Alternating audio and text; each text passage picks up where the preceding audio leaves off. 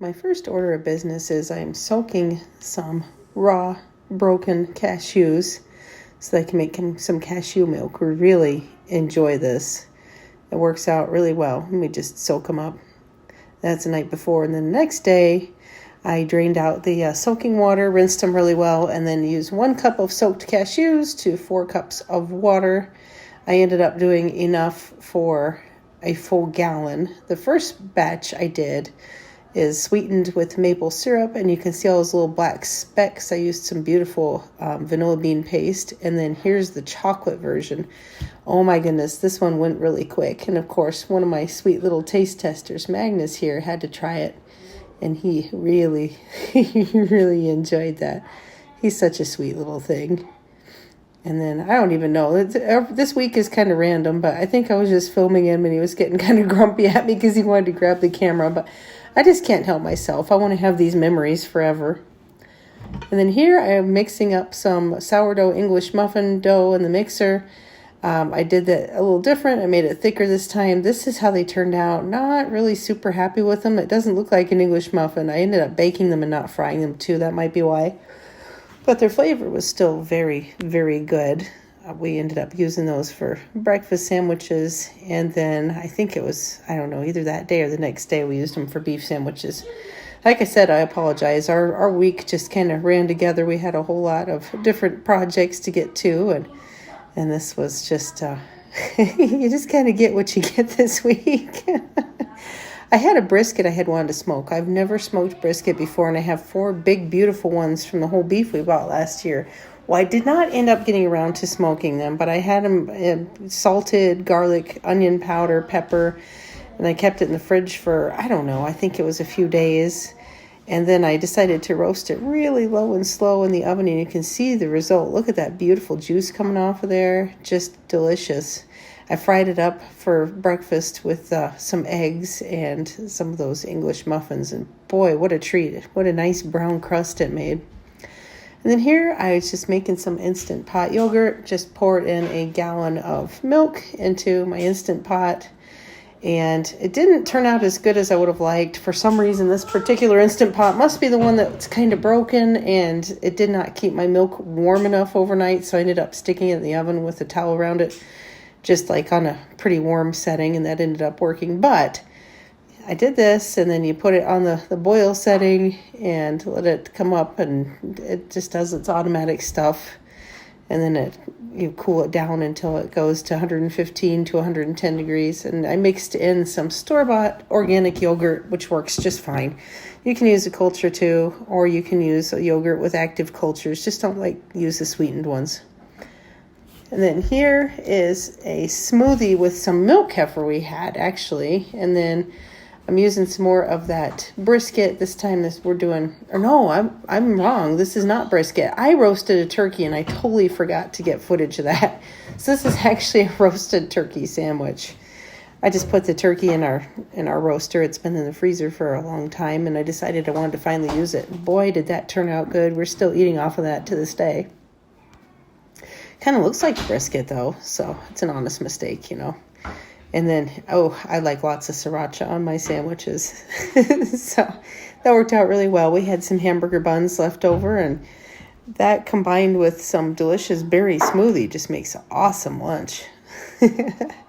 Oh, there's the brisket again. And then Mr. Christopher had his birthday on the 16th. So here we are celebrating with him. Yeah, the lighting's not so great because, well, it's nighttime and the light is turned off.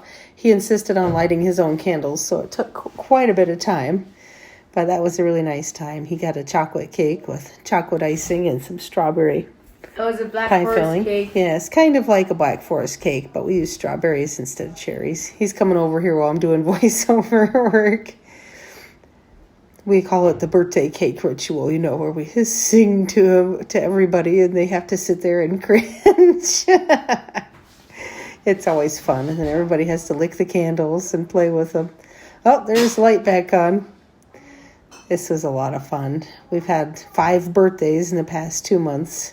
And then the last 3 birthdays of the year are coming up. So we got a little break. And then Mr. Christopher got a cool drone that is controlled by your hand. There's no remote control, and he's a super techie kind of guy, so he was real busy putting this together by himself. I don't even bother. If there's something to be put together, Christopher gets to do it because he's so good at it. And then here he is playing on the iPad. Got a little fire in the background there. Yeah, Mr. Birthday Boy. That was right before we put it together. Sorry, these are a little out of order, but that's okay.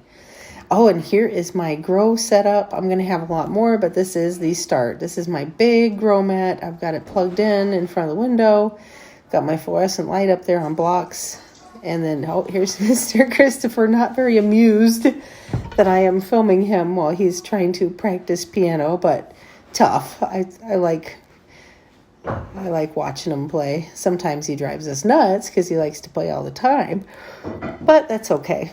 I would rather he plays all the time than not at all. And he's giving me a silly look. Mr. Christopher, Mama's doing voiceover. Oh, and there's Mr. Aiden making his usual goofy face. Oh, and then there is Mr. Magnus watching the toaster. That kid is quite a little supervisor. My biggest challenge with him is he likes to plug in and unplug things. So we have to watch him. That little face. Don't let that cute little face fool you. He's an imp. He keeps life interesting. He doesn't appreciate it when I don't let him play with the phone. He's like, Mama, why are you teasing me? It's not fair. His life is so hard. Not really. He has a great life. Oh, and there's Miss Astrid, and we had some fall and winter clothes that I needed to sort through. Oh, Miss Astrid. She's like, no, don't film me. There's Elizabeth. Just kind of snuck in and got some footage of everybody. She's fun. Oh, she's telling me to get away, I think. Oh, she's threatening me with a fresh egg. She's a fun girl. Very, very competent, that one is.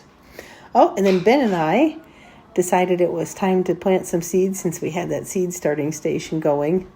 And there's Ben in the background shooting his siblings with a little suction cup bow and arrows that we had gotten for a lathe. And I'm just setting up, getting things ready. I have a tote here that I put potting soil in. And now I'm just showing Ben that you add water to that potting soil. Instead of putting it dry into your cells, you always want to add water to it. Not until it's like dripping when you squeeze it, but like when you squeeze it, it should hold together. You can see I'm testing it there just to see how it's doing. I decided we need to add a little bit more water, and this just really helps the seedlings to do well. Oh, and there's the wild husband sighting. He came to visit us while we were working. So just adding some more water and mix that around really, really well. You will have if you don't, what happens is it's almost impossible for the soil to soak up enough water when you plant the seeds. You're going to have a lot of trouble if you do that. So if you notice you're having trouble starting seedlings, try moistening that soil beforehand instead of just using it like bone dry out of the bag. It's going to give you a lot of trouble. This way it just works out a lot better. And then I was showing Ben that you got to make sure that you pack the soil in those cells pretty well. You don't want it to be all light and floofy because it's going to settle. And then when it's time for you to transplant, you're going to have some issues with your soil ball falling apart, and it can be a little bit more difficult than is necessary. So just kind of showing him the ropes on how to start seedlings. And then this year I'm doing something I've not done before. A lot of my friends do this, and I just decided to try winter sowing myself. So here I've just got some spinach seeds. I have some jugs. I ran out of soil, so I only got 3 of these done, but I'm just doing the spinach seeds here, and I'm going to spread them out a little because I don't want them to be super crowded and hard to prick out when it's time to transplant them out into the ground. So I'm just going to spread them out a little bit. Christopher gave me some honey milk. I had to try a sip. So here I'm just spacing them out a little bit. I mean, it's okay if they're a little bit crowded, but if you've pricked out meaning you just like gently dig out each little seedling to repot. If you prick them out when they're super crowded, it can be a little bit challenging, and you don't want to damage any root balls. And then I'm just putting some of that soil on top, and it's important when you're planting things that you do firm down the soil. It doesn't have to be like crazy hard, but I mean that contact between the soil and the seed is what prompts germination. You have several factors. You have daylight, you have temperature, you have moisture, you have contact with the soil. There are just a lot of factors involved in seeds starting their journey to life. So by doing this, we help them out. Then we spritz this with plenty of just water. The soil was already moist, but we want to give it just a little bit more water.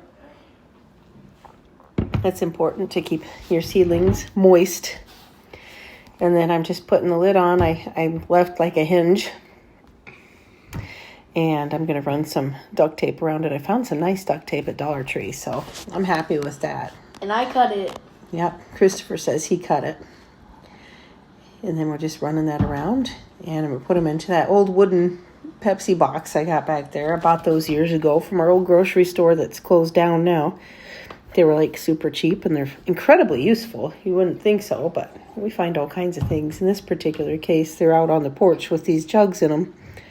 So we'll keep them safe. Since we have cats who like to jump all over the porch, we want to make sure that they don't knock them onto the floor. So they're up in these containers instead. So just running that tape around. I'm super excited to see how this goes. Generally, I don't start things like spinach in pots. I just put them straight into the ground. So for me, this is going to be a fun experiment. I'm going to do some the traditional way I would normally do, like my broccoli, cabbage, and cauliflower. I'll probably start those in seedling flats, but I might do some winter sowing too and just compare and contrast. We'll see if it makes a big difference. I'm kind of interested to find out. We've been going through all of our seeds and sharing with friends, and now I'm just looking to make sure that the edges aren't like puckered and weird. I'm kind of pushing this out a little bit because when those seedlings come up, I don't want them to be growing between the inner and outer walls of this. So sometimes the milk jugs can kind of warp a little bit, and you just kind of got to play with it. And it turned out just fine. And then just one more spritz. This is just a little greenhouse. Leave the lid off. And went ahead and filled the other couple, and I need to go buy some more soil. That's what it looks like. And looks pretty cool. Holes in the bottom. Yep, you definitely need to drill holes in the bottom. And then here's my seedlings, and Ben put directional arrows because the little ones like to play with the lids. So this one is full of pepper plants, and this one is full of tomatoes, mostly Amish paste, but some other big ones. I only planted big ones in this particular one because I don't like messing with small tomatoes and trying to peel them when I'm doing my tomato sauce. So I wanted to do big ones. And then Christopher has some jalapenos going here. I've got more room for a couple more big seed trays, and I just have some other plants back there. And then, time to go outside. Here's Miss Maple. She would not hold still for anything. I could not get a good picture of her. They've been cooped up all winter. You can see that beautiful fluffy winter coat of hers going on. And then I have the babies here. This is their little holding area until they come out for the day.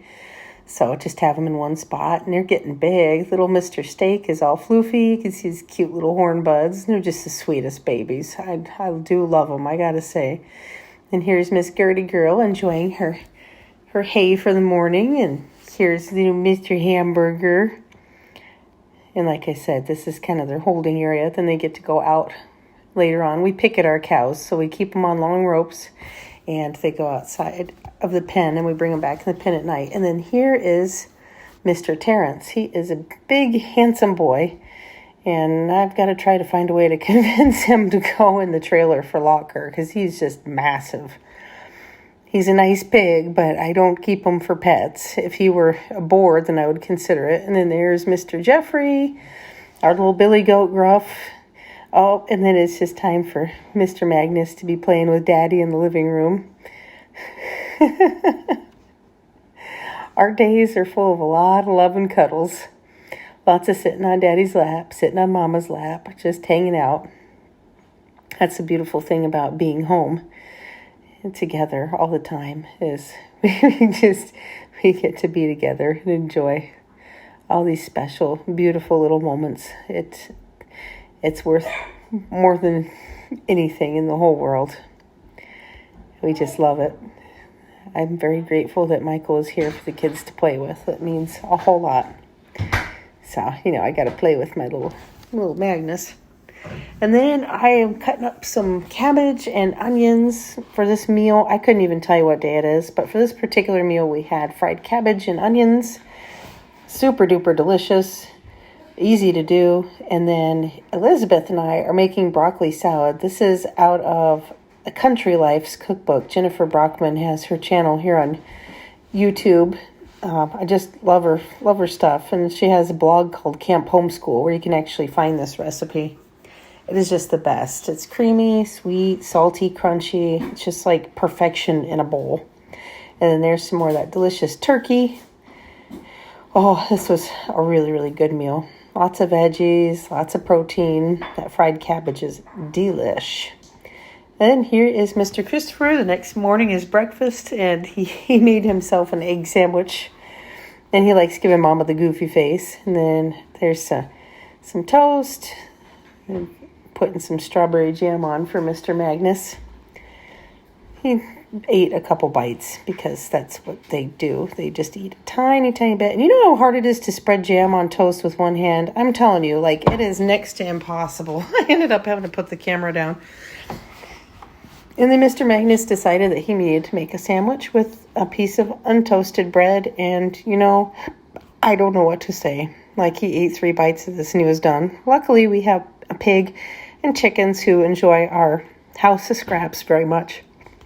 So nothing goes to waste. I don't get particularly upset about these things because there's always somebody who will eat it. If it's not human, it will be an animal. That's the beauty of having these animals, is truly nothing goes to waste. If it doesn't go to the animals or us, it generally goes in the compost. And it's a beautiful thing. It's just the way that we like to live. And there's Christopher again giving me the goofy face. And here I'm frying some onions. I couldn't even tell you what this was, to be honest. But the funny part was just getting these 3, the teenagers and the tweenager here, playing around. Ben tried to shoo me away, but I'm not that easy to deter. I think he had gone out to do some evening chores. And there's Mr. Leafy.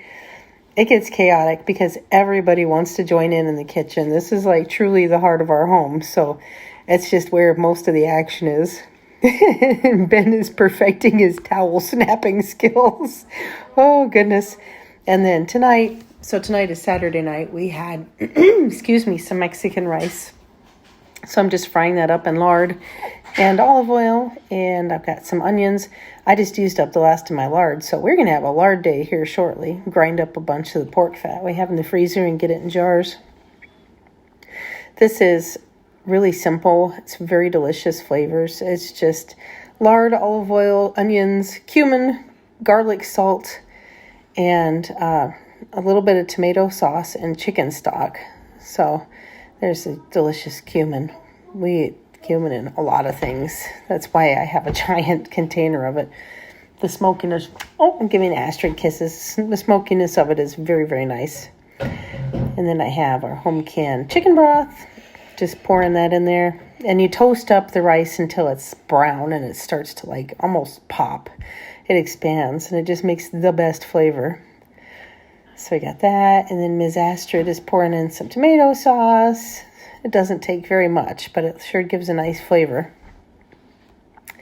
And then that's just going to go on a simmer. This one is a favorite with everybody. This really always works out quite well. There's my sweet little kitchen helper. Little Miss Astrid.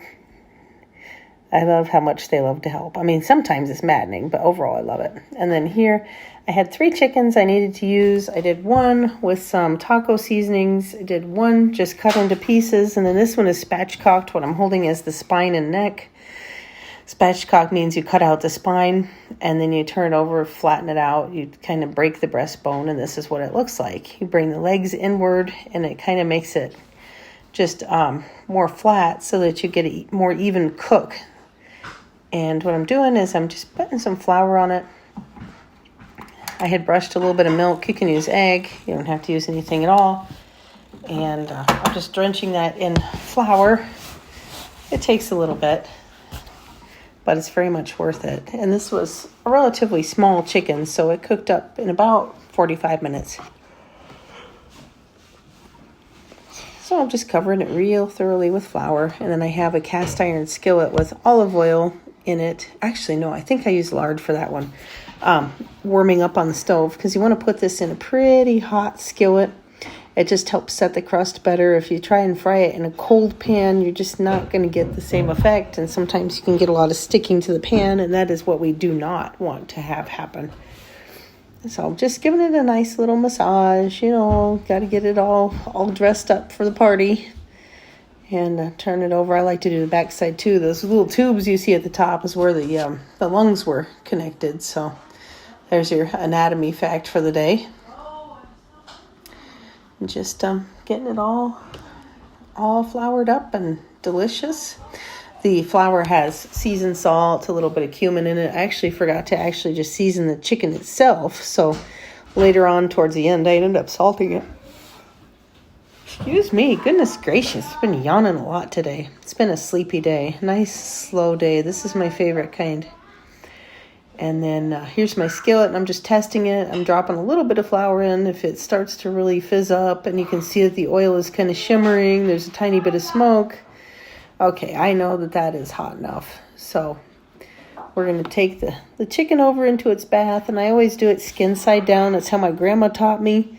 Skin side down to get it nice and crispy. I tell you what, thank you, Granny Bonnie in heaven, because she taught me how to do chicken, and she helped me land my man. And you know what? I still got him 21 years later. So I think she taught me well. I miss her. She was a pretty neat lady. My southern family in Alabama and Louisiana. Shout out to you guys. I'm going to do my sister Bonnie's recipe here soon, so y'all can try some cold water cornbread that she showed me how to make. And then I'm putting a second cast iron skillet on here just for a few minutes to flatten it out. Oh, and then, that's just showing it before I spatchcocked it. And then this other one is one that I had quartered out. That's just 4 pieces, and I do that in extra hot. And then here, I had a chicken carcass from rotisserie chicken. I got some steak bones. I got some beef. I think it was arm roast, marrow bone. And I threw some veggies in there. I just wanted to make some broth, and I always do either chicken or beef or whatever. But today I just decided I was going to throw all the bones that I had together and make a broth so we could have like some cabbage soup or something like that. So I'm doing that in the Instant Pot. Oh, and here is the chicken when it was all done. You can see how beautiful and crispy it is. That turned out just amazing. Really, really happy with that. It was just as delicious as it looks. And then I made some chicken gravy. I used some stew hen broth that I had made and just those drippings from the chicken. And then Miss Elizabeth loves Mexican rice. And there's what it looks like. Some avocado. We've been eating a lot of avocados lately. And Michael's like, what? Are you filming? What are you doing? I got him. And here I wanted to show you, I like to strain my yogurt through a flour towel just to make it thicker. But this is how it turned out. I'm actually really happy with it. Again, you can use store-bought yogurt as long as it doesn't have any additives or thickeners. So tomorrow, this will be like almost a Greek yogurt type consistency. This particular time, I'm going to go ahead and give the whey to the animals, but normally I would save it. So there you go. Thank you so much for watching. We will see you next week for more Homestead Life. Take care. Bye-bye now.